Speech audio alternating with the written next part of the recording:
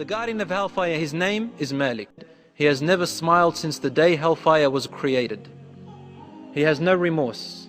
He has no feelings of sensitivity. He is desensitized to all types of horror. No feelings. Doesn't feel sorry for anyone.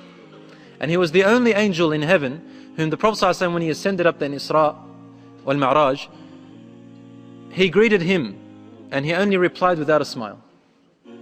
Every other angel smiled and welcomed him. He just said, Wa alaykum as-salam. He said, who is this? Jibreel alayhi salam said, he is Malik. He has never smiled since the day Hellfire was created. How can he? It is recorded in one hadith that a man who lived very luxurious in this life, the most luxurious man, king, will be dipped in hellfire once for a few seconds, and then he will be asked, do you remember any luxury? He'll say, I swear by God, I never had any luxury in my life. He forgets it because of the pain.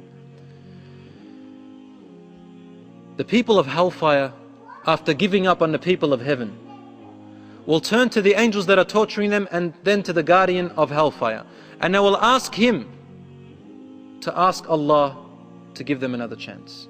And here are some of these accounts in the Quran. Allah subhanahu wa ta'ala says, for example, وَقَالُوا يَا مَالِكُ لِيَقْضِ عَلَيْنَا رَبُّكَ وَقَالُوا يَا مَالِكُ لِيَقْضِ عَلَيْنَا رَبُّكَ قَالَ إِنَّكُمْ مَاكِثُونَ. And they will say, O Malik, please ask your Lord to perish us, destroy us. We don't want to live anymore. We don't want to live anymore. Why? Are they really living?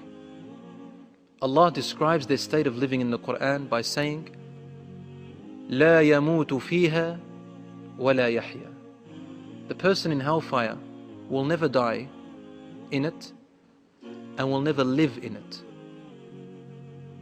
Sahabas asked, what does it mean, a messenger of God? They will never die in it, we understand.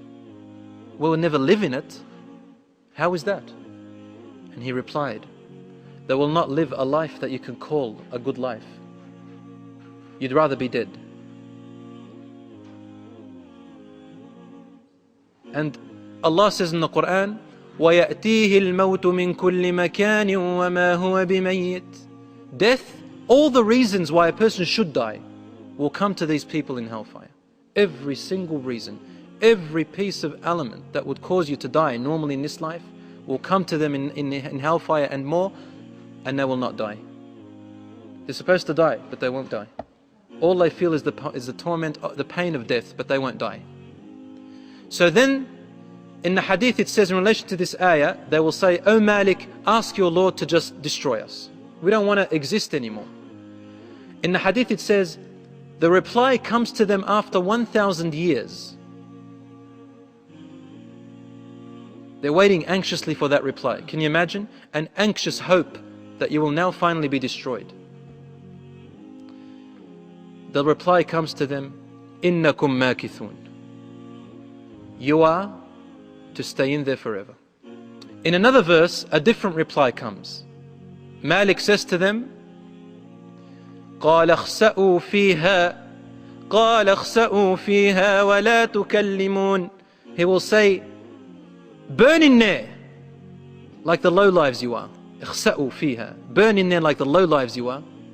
ولا تكلمون. And don't ever talk again. Don't ever speak again. Brothers and sisters, this is something that shouldn't be taken lightly. Is Allah a harsh Lord? No.